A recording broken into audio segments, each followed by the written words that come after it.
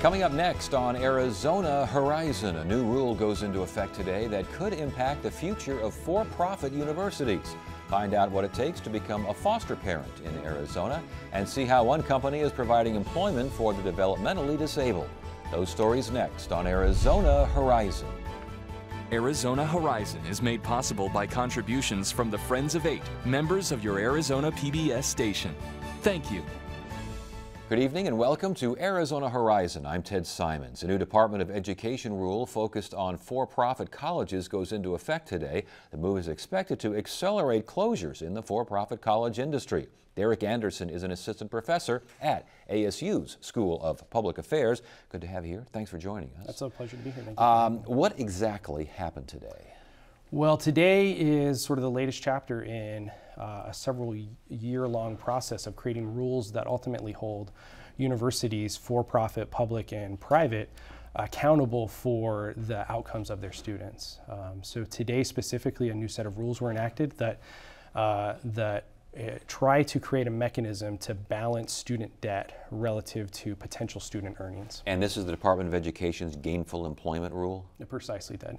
Okay, so why did and why has the Obama administration especially been so focused on reining in these for-profit colleges? I think that there's been a lot of different motivators here. The empirical reality is that there's a lot of different attributes of universities that help predict performance and outcomes for students, but one thing that seems to be the case is that status as for-profit is a strong negative predictor of outcomes. And we see a lot of students with very high levels of debt and a lot of student loan defaults in for-profit higher education. Yeah, I read that 11% of students go to for-profit colleges, but 44% of the federal loan defaults are from those colleges. That's true, and it's important to note that that's 11% of all students in higher education, yes. Not just undergraduate students and not just student loan borrowers. That's 11% of students.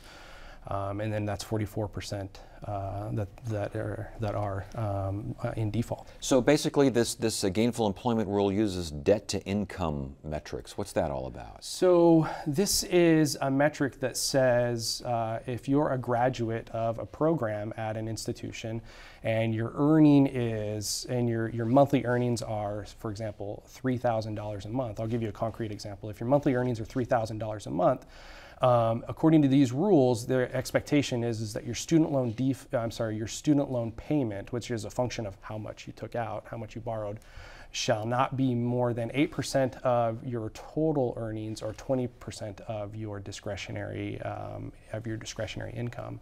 And so the way to sort of keep that in compliance with those rules is to have lower debt and to have higher earnings when you come out of college. Which apparently isn't happening.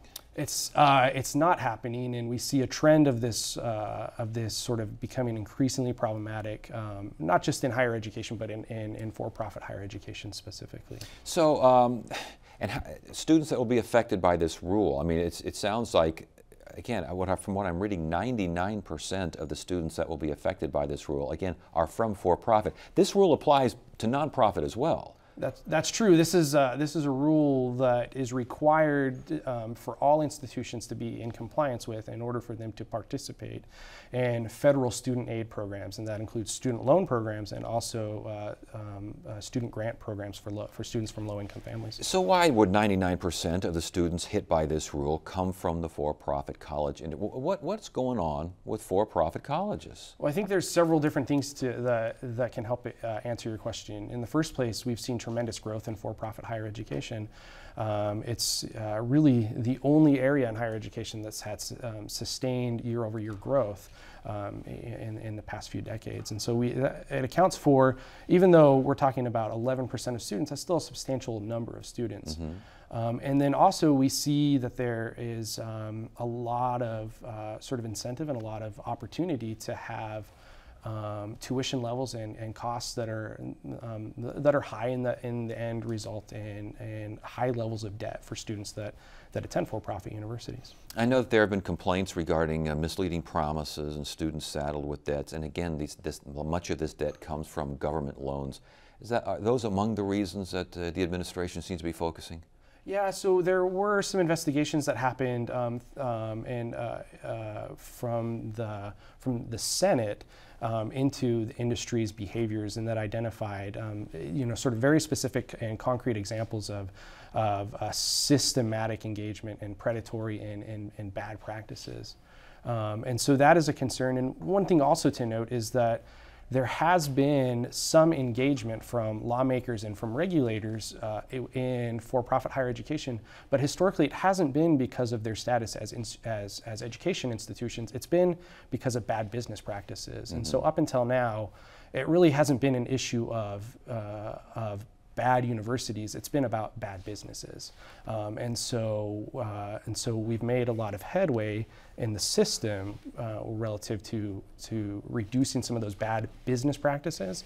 And now we're turning towards education quality. Yeah, but again, a for-profit college is a for-profit enterprise. It is a business. It's beholden to shareholders, first and foremost.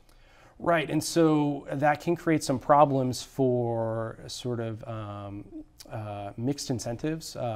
But I'm also pretty optimistic, and I've said this publicly, that I don't think that the for-profit model is inherently bad, but I think it has to be designed appropriately. And so we've seen a couple of examples of universities that have been able to adopt really innovative designs that have been able to sort of comply with the general spirit of education and lead to good outcomes for students. Well, and those are the ones that will change because they either have to or because they want to, and that's their business model, and it's a successful one. But as far as this rule and its impact on the industry, it sounds like a lot of these schools are going to close.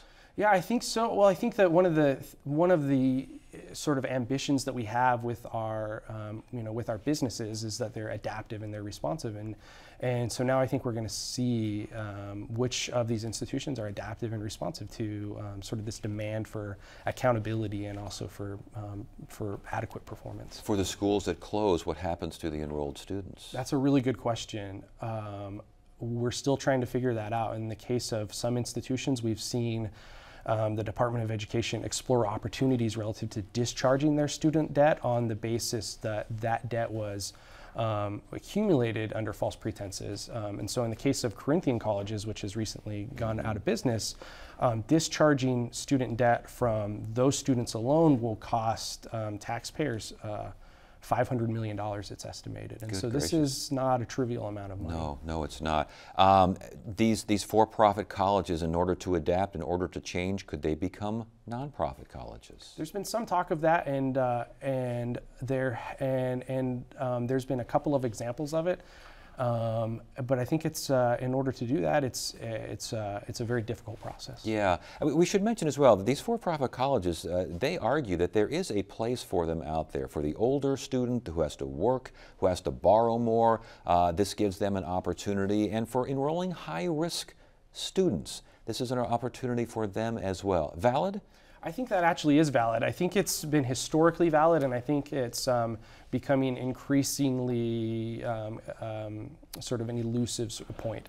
But I will say that historically, I think that we've seen the emergence of innovation in higher education in the for-profit sector really catering to neglected markets, to trades that traditional universities just don't really care that much about, and also to demographics that traditional universities don't care about. That's also kind of a critique on, I think, traditional higher education, to be fair. It could be said that these institutions have emerged because higher education as a system has really failed to respond to some of the core needs that we have as a society relative to educating the people, relative to educating everyone. Right. Before we let you go, we've got Grand Canyon University and the University of Phoenix, two major players in the for-profit college business here in the Valley. Do they survive? I think that both of them are adopting strategies already that look promising. So, okay. Yeah. Well, it's good to have you here. Thanks for joining us. We appreciate it. My pleasure. Thank you.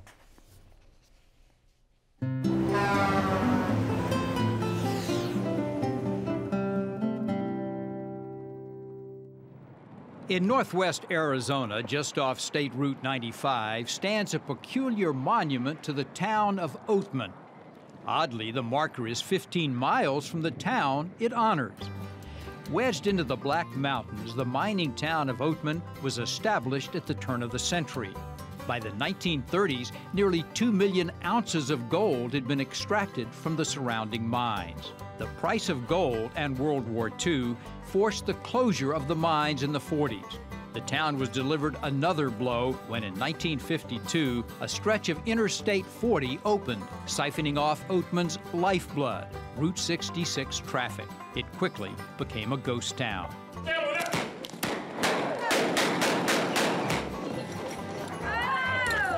Route 66 is again its lifeblood.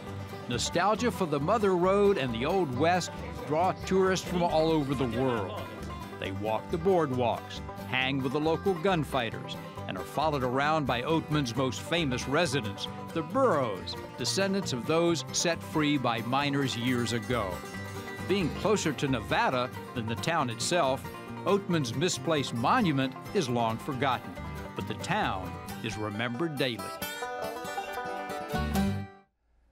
The number of children in Arizona's foster care system is at a record high. That means, among other things, that more foster parents are needed. Here to talk about what it takes to become a foster parent is Chris Jacober, president of the Arizona Association for Foster and Adoptive Parents, and Margaret Soberg, a foster adoptive family recruiter. Good to have you both here. Thanks for joining us. Thank you. What does it take to become a foster parent in Arizona? So the barrier to entry to become a foster parent, it's pretty low. You have to be 21 years old. I think that's the right age.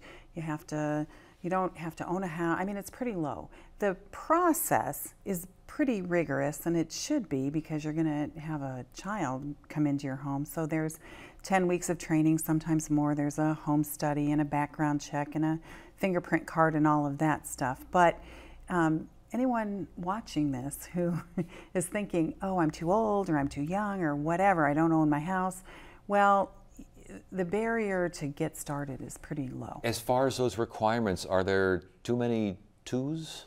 Like too old, too young, too this, too that? No, absolutely not. There's a myth that families think that they're too young or too old.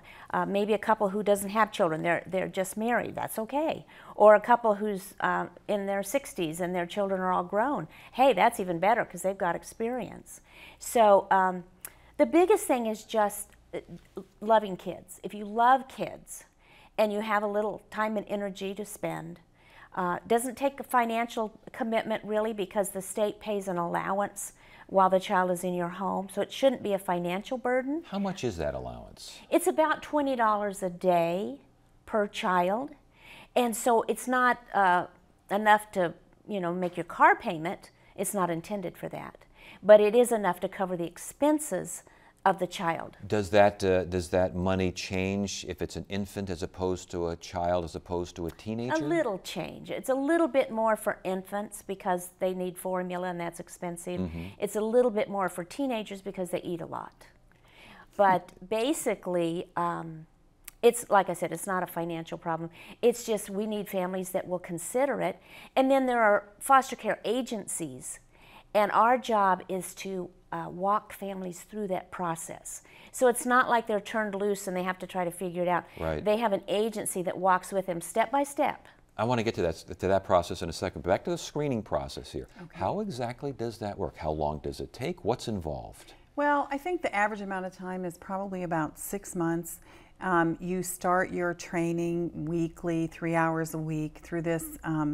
It's a pretty comprehensive look at foster care in Arizona, at kids in foster care, at behaviors, at kind of what's expected of you as a foster parent. And then there is a home study. So, if you have children, your children are interviewed. If it's you and your husband are interviewed. Your home has to check out. You have to have a pool fence, just basic stuff so that you can take care of kids in the way they need to be taken care of. Success rate, any idea of what kind of numbers is it? Most? Few? Well, of who gets through the process, yes. I don't know. And maybe, Margaret, you are with a licensing agency. Well, maybe more than 50%. Okay. Yeah. But typically, if they don't get through the process, it's because they got scared, or they lost interest, or they decided that they didn't have enough time. Part of the screening process is the agency, who we're professionals and we work with families. Part of that process is for us to help you evaluate your family. And how would foster care look for your family? And is this the right time in your life? And do you have enough time for this? And let me say, speaking of time, most of our families, mom and dad both work. So that is not a barrier if mom says, well, I have a career. Chris is a foster parent, and she and her husband both work full-time. Yeah. And most of our families, husband and wife, are both working full-time. So again, now you're talking about taking them through the process of what to expect and these sorts of things. Talk to us about that. Well, there is training, like Chris said, and it's important because it helps you understand the effects of trauma and abuse on a developing child. So I have a degree in early childhood education. Does that prepare me to be a foster parent? No, because I didn't study trauma and the effects of abuse. And so that's part of the training, is to help families understand these children are not the same as the child that you raised in your home. Is that something that foster parents are surprised to hear, or is that something that could be a roadblock for some? You know, I think, yeah, I think that the thought of it is scarier than the reality of it, because ultimately you're the adult in the situation. You've been trained as a foster family to have information about, this is how kids in foster care can behave. These are some things that you can do to de-escalate the situation. And, you know, we do 0 to 5. So, so it's really exciting because, you know, I think everything happens in a kid's brain between 0 and 5. And so you just really have an opportunity, I think, to impact a child for the rest of their life, and their ability to, you know, care for other people and to get attached to other people. I think that it's really pretty awesome. And if people are watching right now and they think this does sound pretty awesome, I think we're interested, I just don't know, they want to know, can you choose the age, the race, the gender? Can you, how much choice do you have? Pretty much all of that. All of that. We have children coming into foster care anywhere from 2 days old to 17. We have kids of all ages, all races, and we want families to consider what's going to work with my family. Some families say we'll take anybody 0 to 18, but really we think you need to narrow it down. What is your favorite age group to work with, or what is your house equipped to handle? Part of it is your physical home. What do you have room for? Indeed, and you mentioned ages, but you know, children, oddly enough, they grow and they get older, and Yes, an they 8-year-old becomes a 10-year-old, Yes. becomes a 14-year-old. So the difference between a foster family and an adoptive family?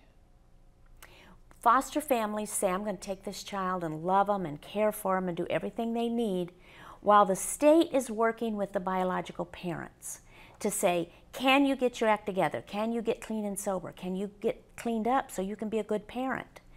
And we don't know when a child comes into care which of those parents are going to be successful. Mm-hmm. Some of them, it's a wake-up call. They might have been on, you know, cocaine for 10 years, but they're like, oh my gosh, I want my kid back. And so they work really hard. Some of them just don't have the desire or the wherewithal to do it. And so foster care, we don't know which children are going to go home in 6 months, which children are going to go home in a year, and which children can't go home. So when they reach the point where they say, the state says the parent is not doing what's being asked, we don't want this child to be in foster care forever. So we're going to sever parental rights, and then we look for an adoptive family. But that must be difficult for a foster family once you become accustomed to the kid. I mean, the kid becomes part of your family. I mean, Yeah. When you're looking at foster parents and you're looking at adoptive parents, do you look for different kinds of folks? So I would say, you know, the dream for every child would be they go to a foster home, they get adopted by that foster family. So my husband and I, we're a foster family, and that's our commitment. And to your point, it's brutal when kids leave. But for the time that they're there, we do what we can, and then we reunify them with their biological families, or we transition them to their adoptive families, and then we take a break, and then we do it again. Yeah, well, you're doing great work, and congratulations to both of you, and good luck. Let's hope we get some more of those kids into, I guess we can call them forever homes too, can't we? Forever homes, Yes, absolutely. all right. Good to have you both here. Thank you very Thank much. Thank you. Thank you.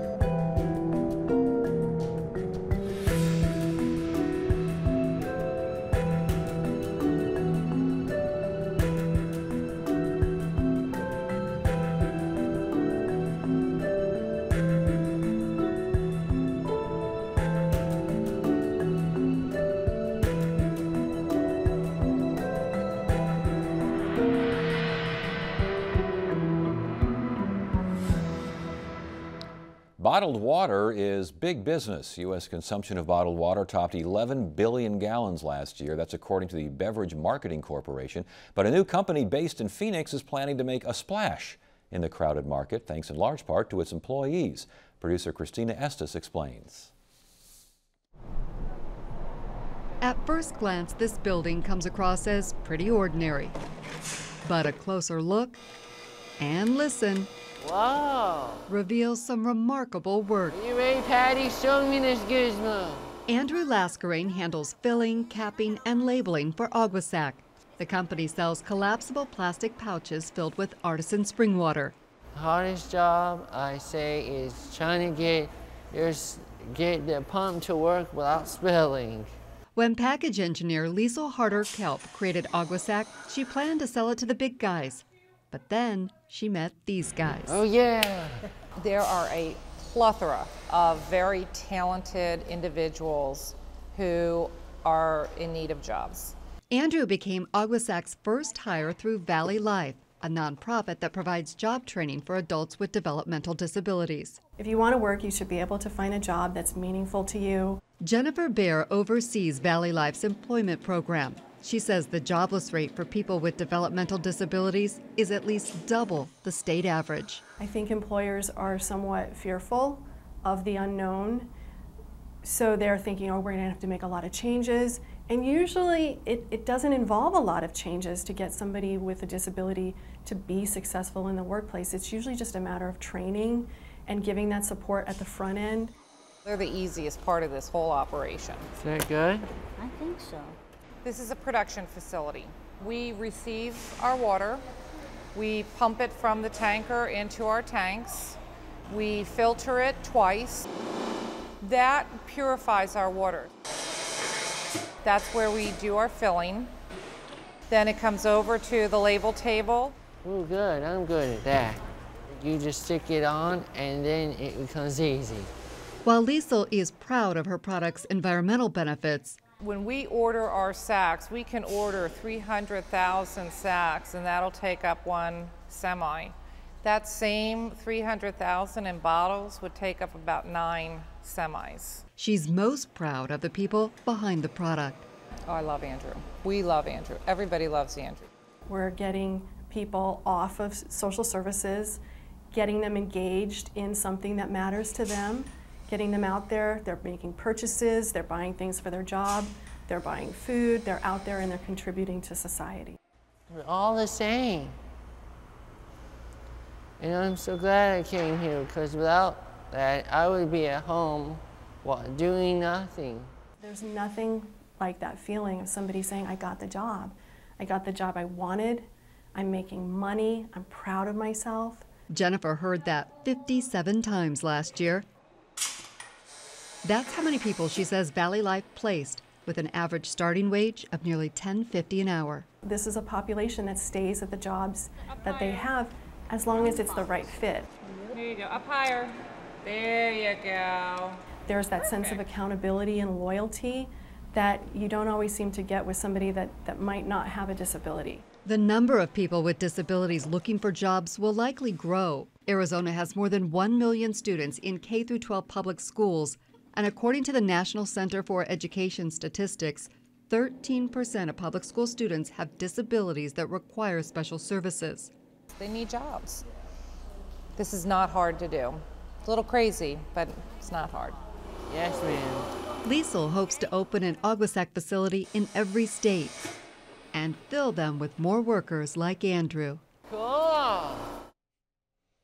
Valley Life trains an average of 200 people every year. You can learn more about their employment opportunities at valleylifeaz.org.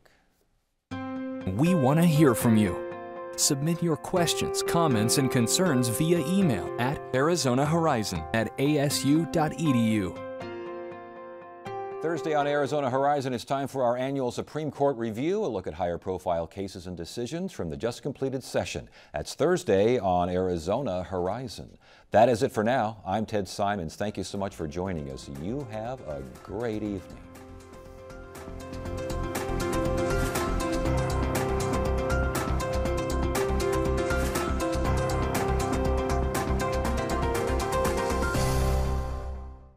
Arizona Horizon is made possible by contributions from the Friends of 8, members of your Arizona PBS station. Thank you.